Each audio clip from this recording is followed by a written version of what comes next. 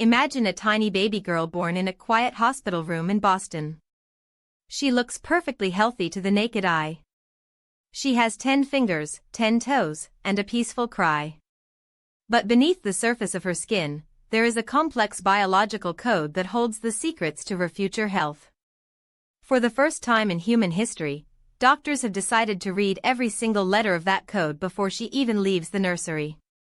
Most of us go through life as if we are reading a book where the middle pages are stuck together.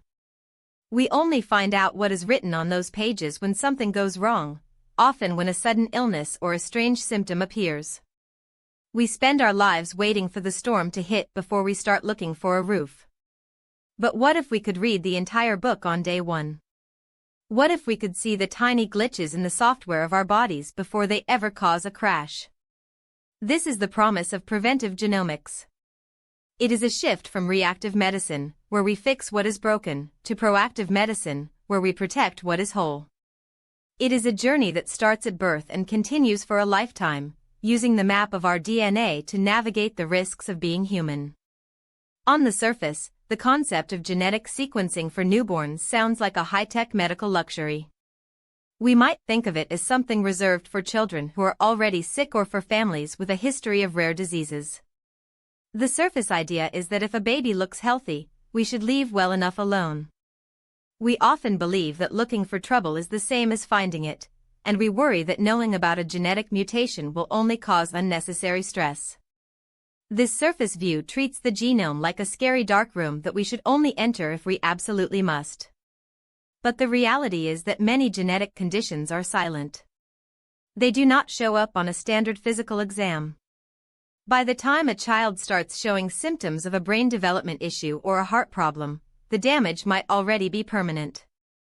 The surface concept of health as the absence of visible symptoms is starting to fade.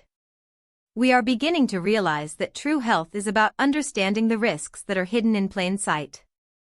Behind our hesitation to embrace this technology, there is a hidden assumption that ignorance is a form of protection. We assume that if we do not know about a risk, it cannot hurt us. We think that by not looking at our DNA, we are keeping our children safe from a difficult label or a scary future. This is a very human way of thinking. When we bring home a perfect new baby, we want to believe in their perfection. We assume that genetic testing is only for people who are already suffering. However, this assumption ignores the fact that millions of babies are born every year with treatable genetic mutations. In fact, research shows that up to 12% of healthy infants carry mutations that could impact their health. The hidden truth is that knowing is actually the ultimate form of protection. It allows a parent to give a simple vitamin that saves a child's brain or to schedule a regular scan that prevents a heart disaster. Our fear of the information is often greater than the information itself. When we step out of the shadows of our assumptions, we see that genetic insight is not a burden but a powerful tool for survival. If we look at the structural pattern of how we handle disease, we see a system that is built for emergencies. Our hospitals and clinics are designed to react to pain and failure. This structural pattern is like a fire department that only arrives after the house is already burning. We have built an entire economy around treating sickness, which is expensive, difficult, and often tragic. But the structural pattern of the future is moving toward a continuous loop of data and action. A child's DNA does not change, but our scientific understanding of that DNA changes every single day.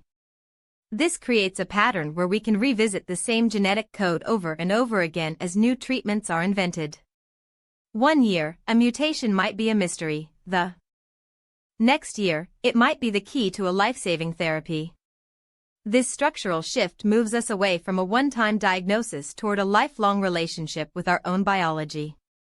It turns our healthcare into an evolving digital platform that grows as we grow. We can reframe this entire perspective by seeing the genome not as a fixed destiny, but as a dynamic weather report. Instead of seeing a genetic mutation as a final sentence, we can see it as a signal to carry an umbrella. Reframing the idea of risk allows us to be proactive without being panicked. For example, if a baby is found to have a predisposition for a certain type of cancer, the family does not have to live in fear. Instead, they can engage in early screenings that turn a life-threatening disease into a manageable condition. This perspective changes the parent from a passive observer of their child's health into an empowered guardian. We move from asking what is wrong with my child to asking how can I best support my child's unique biology. This reframing removes the stigma of genetic markers and replaces it with a sense of agency. We are not our mutations, but we can use them to live longer and better lives. Applying this to our daily life means changing the way we think about our own family stories. We can start by being more open about the health histories we share with our relatives. When a genetic risk is found in a child, it often reveals a hidden risk in the parents, as we saw with mothers who discovered they carried cancer risks only after their babies were sequenced. We can apply the logic of preventive genomics by seeking out information rather than avoiding it. This might mean participating in clinical trials or using AI-enhanced health platforms that monitor our well-being. In a world of wearables and digital health, we have more opportunities than ever to stay ahead of the curve. We can teach our children that knowing their own body is a form of self-care. Just as we teach them to eat well and exercise, we can teach them to respect the data that lives inside their cells. This creates a culture where health is not something we wait for, but something we actively build every day.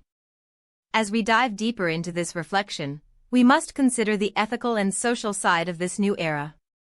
There are real concerns about privacy and how our most personal data is handled. We worry about how companies or governments might use our biological blueprints. However, we must balance these concerns against the massive cost of doing nothing. Every day that we wait to implement newborn sequencing is a day that children suffer from treatable conditions simply because we did not look for them. The technology is already here, and the science is moving faster than our institutions. We are at a crossroads where we must choose between the comfort of the old way and the courage of the new way. The international community is already coming together to share data and set standards, creating a global network of knowledge. This is a collective effort to rewrite the human story, making it one of prevention rather than just recovery. We have the chance to eliminate the diagnostic odyssey that tears families apart and replace it with a clear path forward. If we could give every child a map of their own life before they took their first steps, what kind of world would we build for them? We are standing on the edge of a medical revolution that is as significant as the discovery of germs or the invention of vaccines. It is a revolution of information. It requires us to be brave enough to look at the truth of our own code and to trust that knowledge is the best medicine we have.